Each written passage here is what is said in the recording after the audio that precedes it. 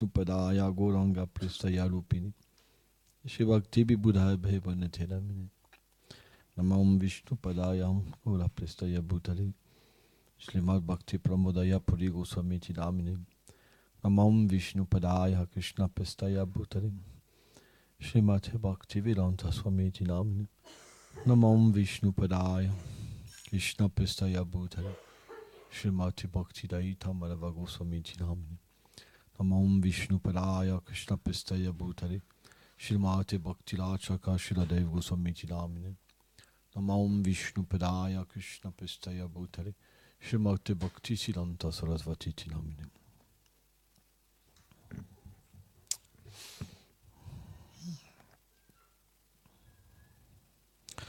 Donc on va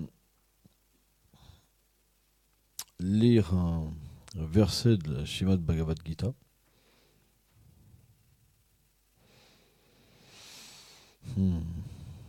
Chapitre 9, verset 1.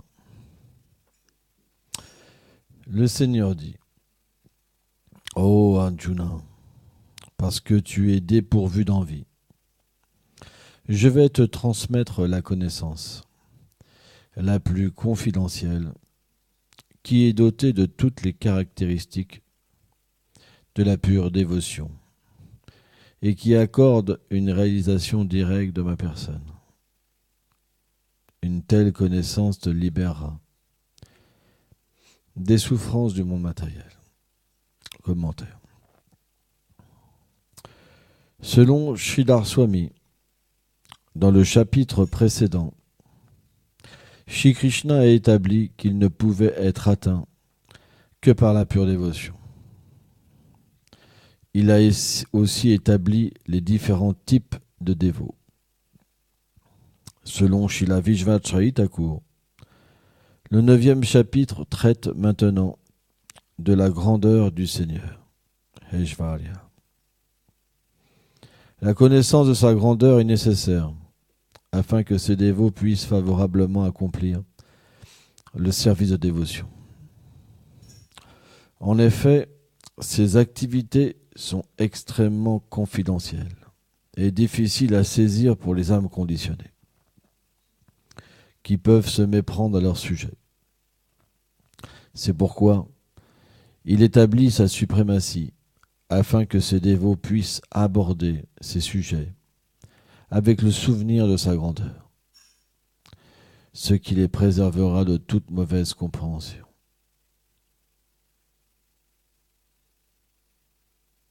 Puis, par l'association avec de purs dévots et par l'écoute des gloires de ces divertissements, un dévot pourra alors comprendre en son cœur des aspects plus confidentiels sur les relations qui unissent Krishna à ses très chers associés. Enfin, il pourra développer la pure dévotion, libre de toute conception de l'opulence du Seigneur, comme celle connue dans sa demeure à Golok Vrindavan.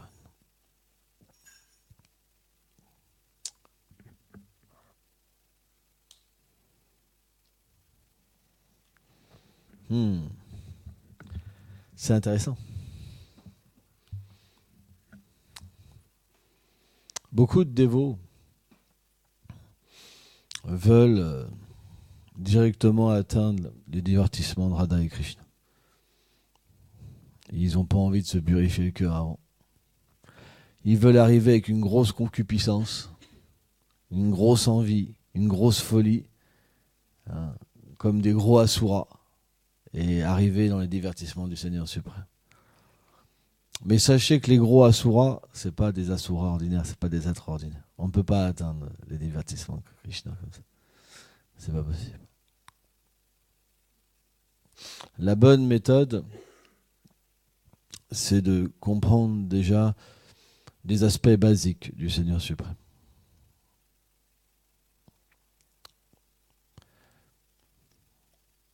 Parce que tout ce qui existe dans ce monde matériel est une réflexion du monde transcendantal. La preuve, c'est que Brahma, pour créer, le Seigneur lui a permis de voir sa demeure. les planètes Vaikunta. Et à travers cette vision, cette réalisation, puisqu'il est influencé par la passion, hein, alors sa création s'est inversée. Mais on peut voir que dans le monde matériel, les formes existent, les relations existent, les attributs existent, mais dans une forme pervertie. Donc, les échanges entre les hommes et les femmes existent aussi. Les échanges entre les amis existent aussi. Entre les mères et les enfants existent aussi. Hein, mais dans leur réalité. C'est pourquoi si on n'a pas au moins compris qu'on est différent du corps et qu'on a véritablement bien saisi que le Seigneur est l'origine de toute chose, tout émane de lui, par exemple, il dit dans la Bhagavad Gita, ça va, ça hein, etc. Que tout sur moi repose sur les pères comme un fil. Alors automatiquement, quand on va entendre parler de ces relations avec les gopis, alors on va se dire, mais Krishna est juste un être ordinaire. Et beaucoup de gens pensent ça. Beaucoup de gens pensent ça. J'ai même entendu parler que Krishna était apparu à un teint blanc et qu'à force de péché, il était devenu noir. Il y a toutes sortes de trucs complètement délirants. C'est Krishna Dasi qui m'avait envoyé un mail en me disant ça. Et j'avais dit, je ne vais pas expliquer parce qu'elle ne pouvait pas comprendre, mais je lui ai dit, c'est très difficile de comprendre le Seigneur suprême. C'est pour ça que dans un premier temps, on doit comprendre sa grandeur. Et une fois qu'on s'est purifié, à travers le service rendu à des purs dévots, alors le Seigneur révèle des aspects plus confidentiels et automatiquement, puisqu'on est élevé à une sphère plus élevée de la conscience, alors on peut être complètement émerveillé par ces échanges. Mais sans ça, c'est pas possible. C'est pourquoi lire des livres trop confidentiels dans un état immature de la dévotion, ça ne peut pas aider, véritablement. Ça peut égarer. Il faut au moins être fixé dans la dévotion. Fixé, ça veut dire être sans désir matériel. Celui qui n'a qu'un seul désir, c'est devenir un associé du Seigneur, alors, naturellement, quand il va lire des choses plus confidentielles, le Seigneur va l'aider dans son cœur. Pour comprendre que Radha et Krishna sont une même personne. Et pas qu'ils sont divisés et qu'ils prennent plaisir. Un jour, Krishna, il s'est déguisé en une Devi.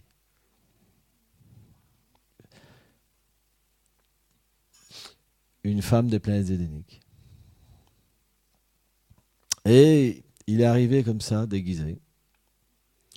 Donc il était très très attirant. Ce Krishna est très beau.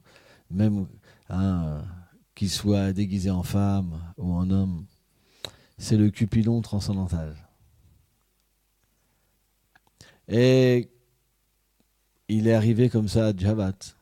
Et quand Radharani l'a vu, elle a été tout de suite attirée par cette Devi. Et elle a demandé donc à Lalita Vishaka d'aller la chercher. Donc elle est venue. Et cette Devi, en fait, baissait la tête. Elle disait rien. Et Radharani était très attiré par elle et en même temps préoccupée par le fait qu'elle ne parlait pas, qu'elle regardait le sol, etc. Elle lui dit, mais qu'est-ce qui se passe, dis-moi, hein? En fait, tu sais que je suis prêt à être ton ami. Et si tu me révèles ton cœur, naturellement, tous tes problèmes vont partir. Et je suis très préoccupé par toi, etc. etc. Hein? Si tu veux, tu peux venir là dans mon groupe, etc. Parce qu'elle était complètement, Radharani était complètement attirée. Donc elle avait pris son cœur. Mais Krishna, il parlait pas. Juste, il baissait la tête.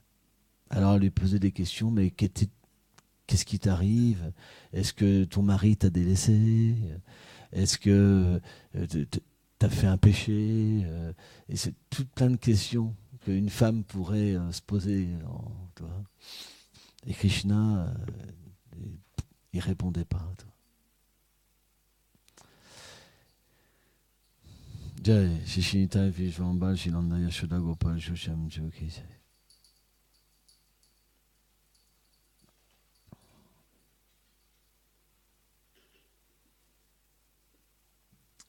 Et donc Radharani lui dit, mais où est ta demeure, etc. Je suis vraiment prêt à t'aider, quoi. Hein? Tu ne devrais pas avoir de doute sur moi, que vraiment je suis prêt à vraiment te donner ma vie, à t'aider, quoi. Et là, Krishna, sous la voix d'une femme, a commencé à parler, a dit, oui, je suis une Devi, je viens des planètes supérieures. Et là, Radharani dit, oui, on te croit. Parce qu'aucune personne ordinaire ne peut avoir cet aspect, cette beauté, et nous attirer comme ça, c'est pas possible. On n'a jamais vu ça. Tu vois. Elle lui dit, elle lui dit comme ça, et tu pourrais même attirer Krishna, en fait. Et si Krishna te voyait, je suis sûr qu'il aurait beaucoup de plaisir. Et elle dit, oui, en fait, la raison pourquoi je suis venu, c'est que sur les planètes idéniques, on entend une flûte. Et quand on entend le son de cette flûte, on perd toute notre chasteté. Même de voir nos maris, ça nous dégoûte. Qu'ils nous touchent, ça nous dégoûte. Vous vous rendez compte l'effet de Krishna? C'est que si vous recevez un tout petit peu Krishna, même les êtres que vous aimez, ça vous dégoûtera. C'est inconcevable tellement c'est élevé. Tellement qu'on devient complètement sa propriété. C'est pour ça qu'on parlait dimanche des maris qui tombent jaloux. Ou des femmes qui tombent jaloux. Parce que dès qu'un dévot devient attiré par Krishna, c'est fini. Il perd tout désir matériel. Plus rien n'intéresse. Fini. Et donc, donc Krishna, sous la forme de cette Devi, il dit, et un jour j'ai voulu savoir qui jouait de cette flûte. Donc je suis descendu sur la terre et j'ai été à Vamchivat, là où Krishna appelle les gopis. Il joue de sa flûte. Et il prend sa forme Tribanga, courbé en 3 endroits avec ses yeux comme ça qui sont comme des flèches et les sourcils comme des arcs. Il danse. Hein. Et en fait, c'est une danse. Quand Krishna joue de sa flûte, c'est une danse avec ses doigts aussi. C'est très beau. Et sa flûte, c'est très beau aussi. Même si on pense que c'est juste un morceau de bambou, mais c'est un morceau de bambou spécial. Parce que naturellement, comme il est le préma personnifié, il est de lui-même sculpté et il manifeste une forme merveilleuse. Et puis, c'est pas un bambou ordinaire parce qu'il peut goûter tout le temps le nectar des lèvres de Krishna. Même les gopis sont envieuses de la flûte de Krishna. Mais nous, on n'en veut pas.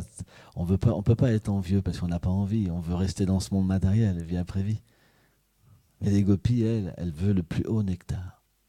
Qu'est-ce qu'a fait la flûte de Krishna? Ce misérable morceau de bois qui a toujours le nectar des lèvres de Krishna. C'est l'ennemi des gopis. Parce que quand Krishna joue de la flûte, elles ne peuvent même pas se contrôler. Elles courent. Le cœur, en fait, leur vie devant et elles courent après leur cœur. Elles sont des milliards comme ça à courir et aucune se voit.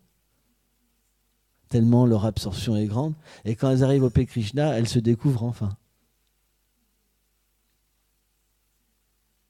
La puissance de la flûte de Krishna. Et elle lui dit, et là, quand j'étais là, j'ai vu en fait des choses extraordinaires, mais pas belle. J'ai vu comment il t'avait prise. Déjà, j'ai vu qu'il était avec d'autres femmes que toi. Et ça, je ne peux pas le supporter. En fait, c'est un débauché. C'est quelqu'un qui n'a pas d'amour, en fait, qui te trompe comme ça. Et parce que tu as une nature pure de cœur, tu ne peux pas le voir. Et j'ai pu assister à ça. Et j'ai pu assister à ça. J'ai pu assister qu'il les a toutes délaissées pour toi, mais à un moment, il est parti, il t'a fait souffrir. Et je ne comprends pas pourquoi tu t'obstines d'être avec une personne comme ça.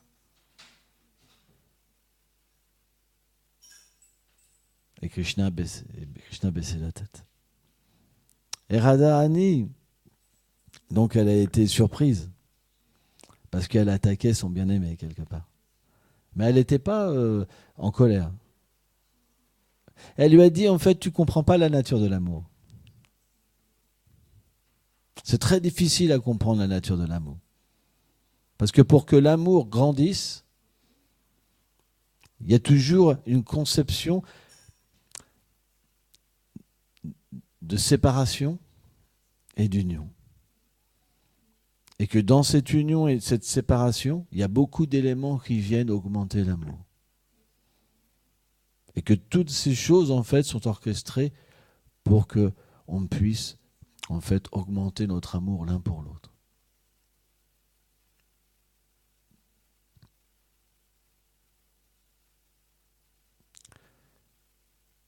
Krishna fait tout pour moi.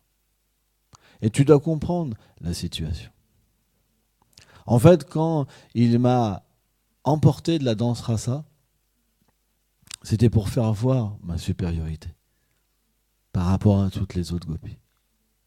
Mais il savait que sans toutes mes amies,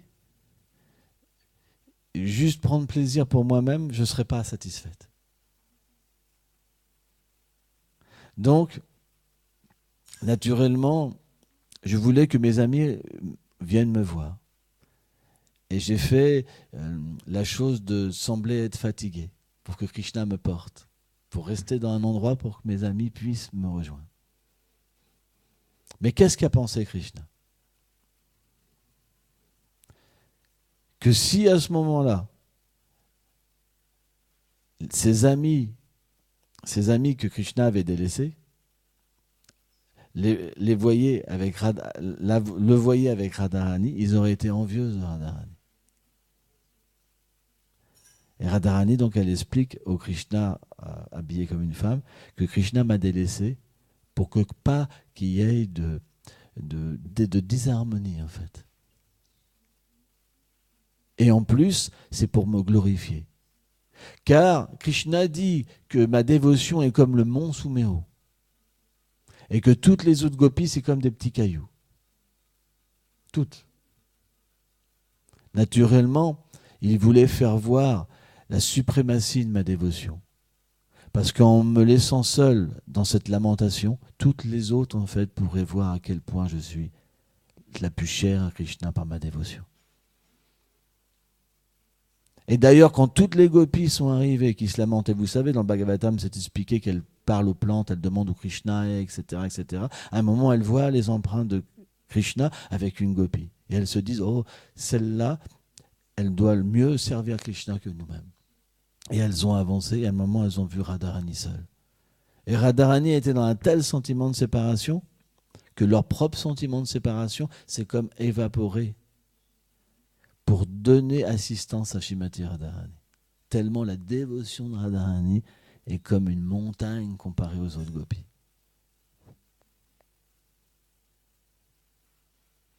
Incroyable, hein? Et là, on ne parle pas de petites gopis, hein, c'est les gopis principales, etc. etc. Hein. C'est les paroles de Radharani. Elle dit Mont Sumeru et caillou.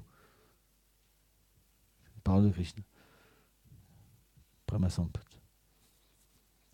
Et là, Krishna lui dit, d'accord. Tu dis aussi que toi et Krishna, vous êtes un.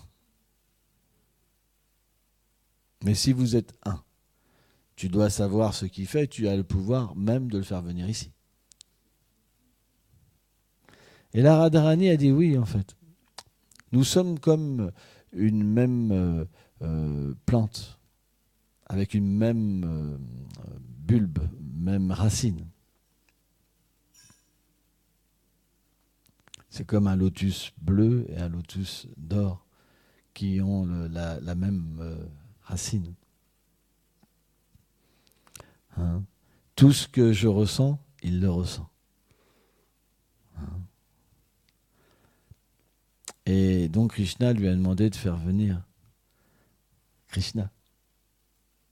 Et Radharani donc s'est absorbée en méditation. Et Krishna a enlevé son déguisement. Il a embrassé Radharani. Ouais, Haribol.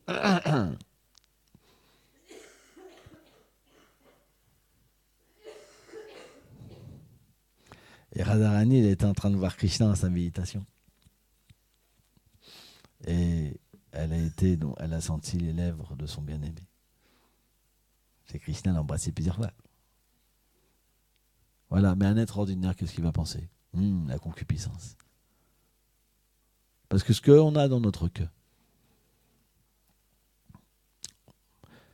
ça va se projeter même sur le Seigneur suprême.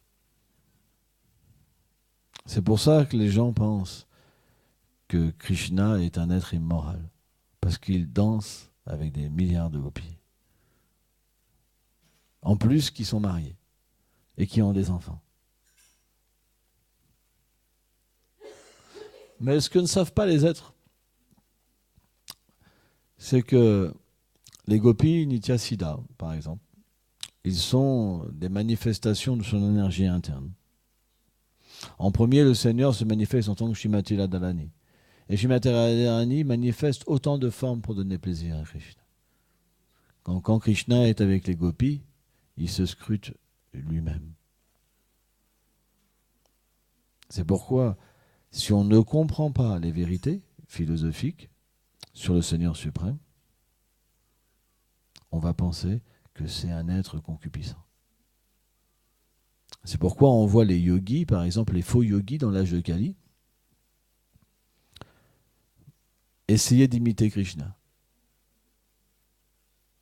à faire des danses rasa avec des femmes mariées.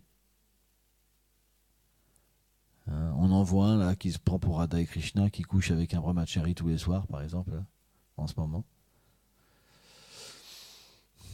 Il a un tilak comme ça et comme ça. Là. Il est très populaire, très beau. Hein. Mais cette imitation-là, c'est quelque chose d'horrible. Parce qu'ils ont quelques pouvoirs siddhis, en fait. Alors, ils se font passer pour Krishna. Il y en a plein, c'est l'âge de Kali. Hein? Ils sont tellement méprisables, quoi, qui disent que les dévots, en fait, les Gaudiya Vaishnavas, c'est leurs meilleurs dévots. Satya Baba, il demande même à ses disciples d'étudier les livres de Bhaktivinoda Swami Prabhupada. Il dit c'est les meilleurs livres qui le glorifient. Vous vous rendez compte? Jusqu'à où ça va? Il demandait, parce qu'il a quitté son corps. Et là, justement, là, alors je ne me rappelle plus son nom, là, à cette fausse incarnation du Seigneur suprême, c'était un disciple de Sai Baba. Et à un moment, il a dit que c'était lui la relève, et Sai Baba l'a rejeté. Il lui a dit, en fait, quand j'étais dans ma forme de Krishna, il y a un faux Krishna aussi qui était là à cette époque-là. C'est horrible. Ah, c'est terrible. Et donc, il l'a rejeté. Et maintenant, ce faux incarnation de Radha et Krishna, il prêche partout qu'il est Radha et Krishna. Il y a plein de sots qui le suivent. C'est terrible. Vishva, je ne sais plus quoi. Il est très connu. Même à Vrindavan, ils mettent sa photo dans les boutiques. C'est terrible. Hein.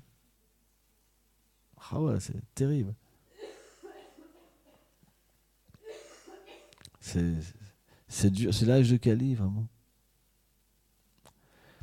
Pourquoi Vyasadeva, il a énoncé le nom des avatars dans l'âge de Kali? C'est pour qu'on puisse ne pas se faire tromper. Tous les avatars sont prophétisés en fait. On sait que dans cet âge de Kali, le Seigneur vient sous deux formes. Kalki Avatar et Chana Avatar, l'avatar caché, Mahaprabhu. Dans la Tava Veda, il y a ce qu'on appelle la Chaitanya Upanishad, Bhaktivedanta Thakur l'a appelé comme ça, Chaitanya Upanishad, où il y a une vingtaine de versets qui expliquent la venue de Chaitanya Mahaprabhu. C'est clair. Dans le Bhagavatam, dans différents shastras. Il y a au moins 30 à 50 versets qui prophétisent la venue de Mahaprabhu. C'est pas un verset. Hein. Mais eux, on n'en a jamais entendu parler. C'est tous des Avatars. Hein. À l'époque de Bhaktivedanta Thakur, Rishikeshan, lui c'était Mahavishnu, il avait deux compères, un c'était Shiva, un c'était Brahma. Il avait dit, Rishikeshan, qu'il allait détruire la dynastie anglaise. Hein? C'est vrai? Et ils ont eu peur, les Anglais, parce qu'il avait un tel pouvoir, il y avait des milliers de millions de personnes qui venaient le voir, il était puissant. Il apparaissait du feu, Rishikeshan. Imagine-toi, t'as un feu, d'un seul coup, t'as un gars qui sort du feu comme ça, un gros yogi, t'es là, waouh. Il y avait du feu qui sortait de sa tête, carrément.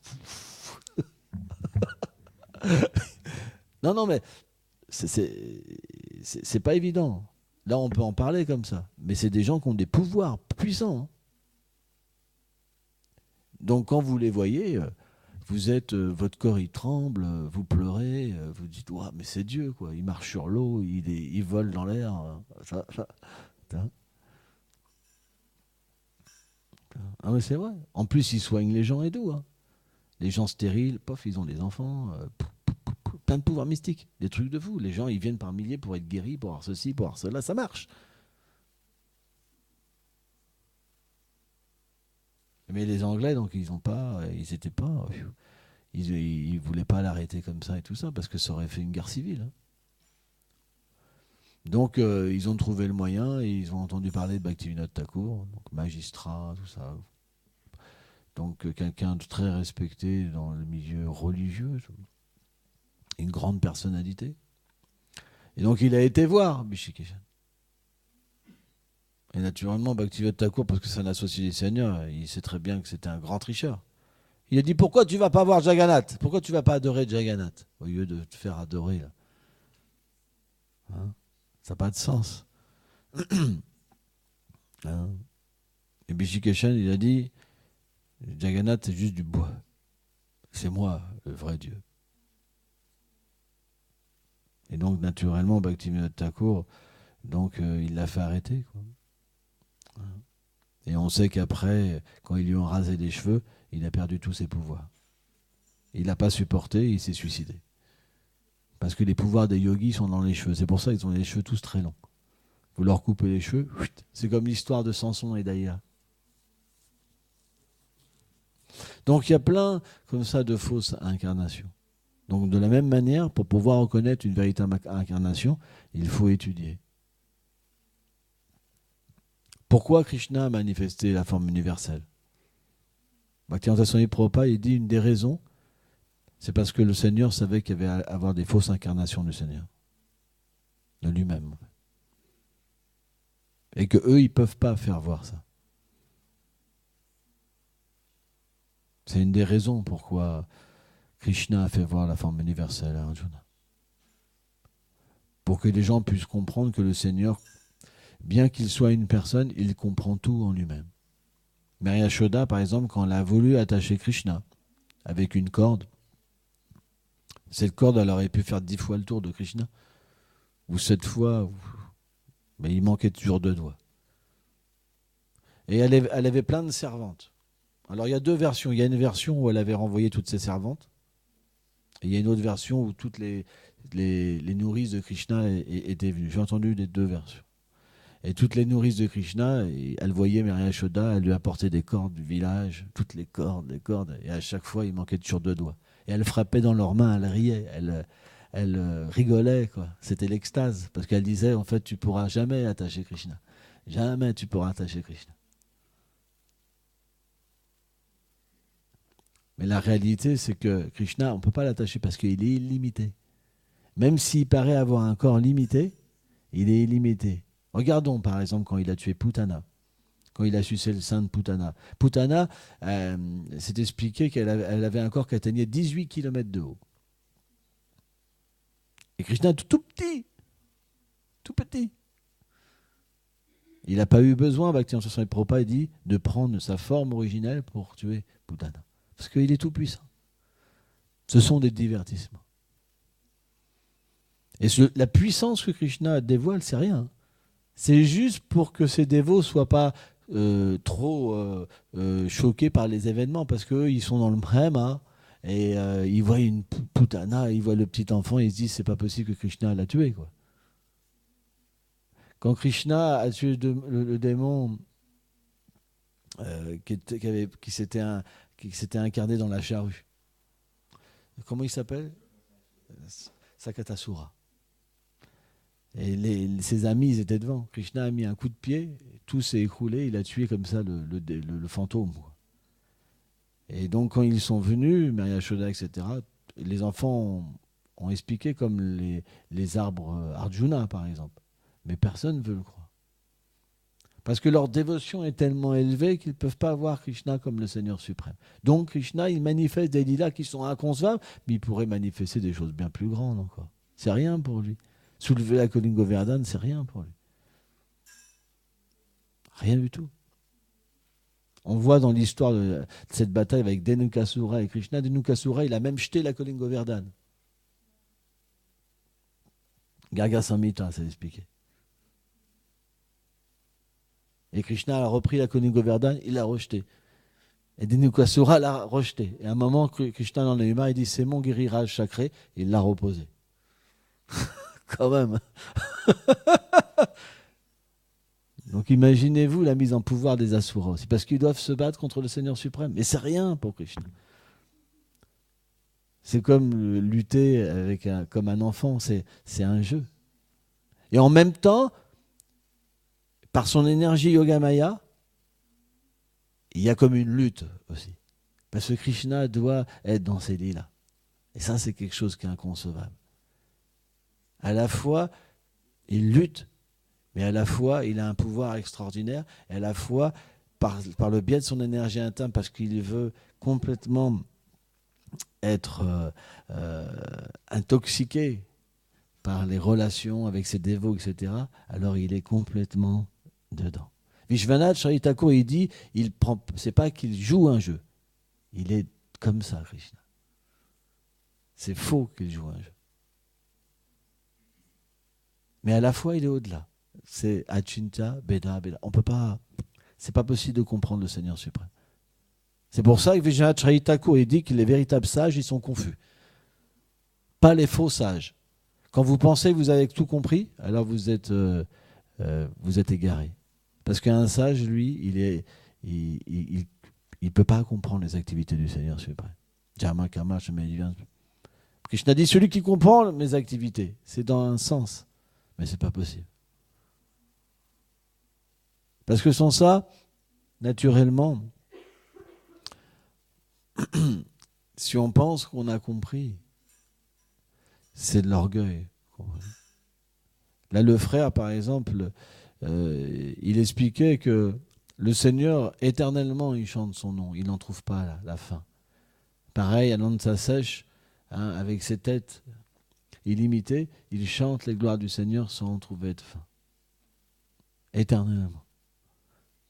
Pourquoi ? Parce que Krishna n'a pas de fin. Et ça, c'est pas possible pour nous de comprendre que ce même Seigneur qui n'a pas de fin, qui se glorifie lui-même, ne trouve pas de fin.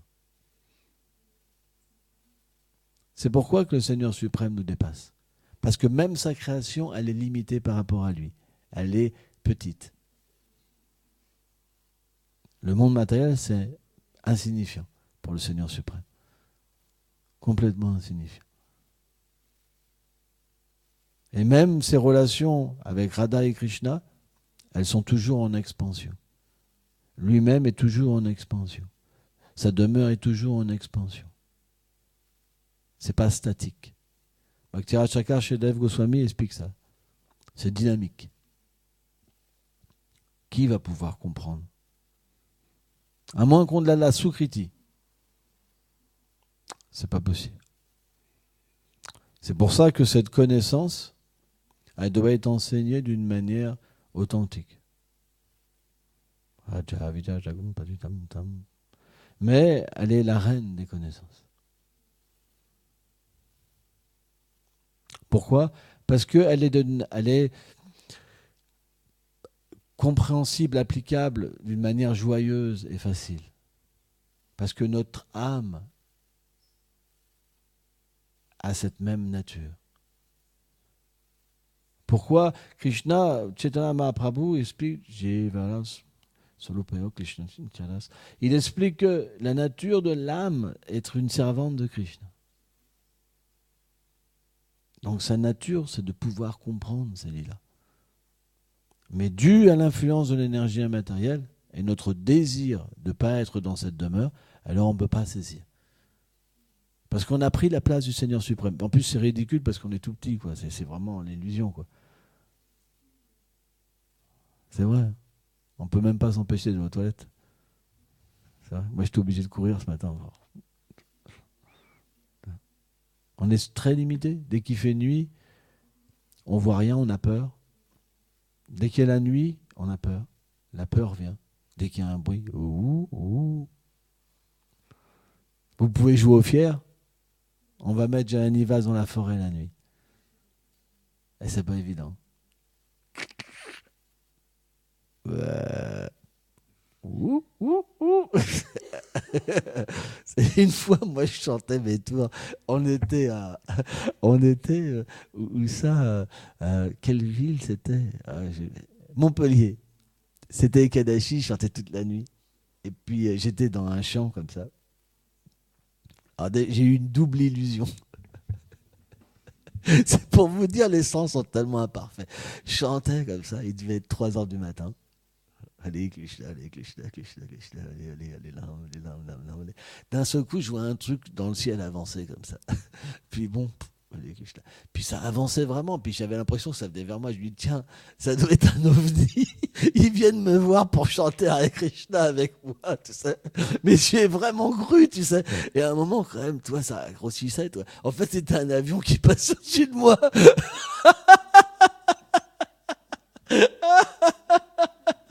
Et puis deuxième chose, je chantais, d'un seul coup j'entends. Il y avait tout un champ de sangliers autour de moi. J'étais là quand même, on sait jamais, toi. Allez Krishna, allez Krishna.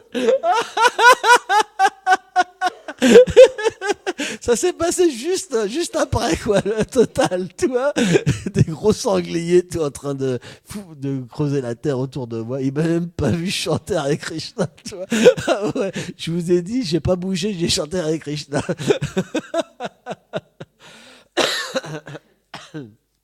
Mais bon. Bon voilà, on va s'arrêter là. Jai Gopal Monday.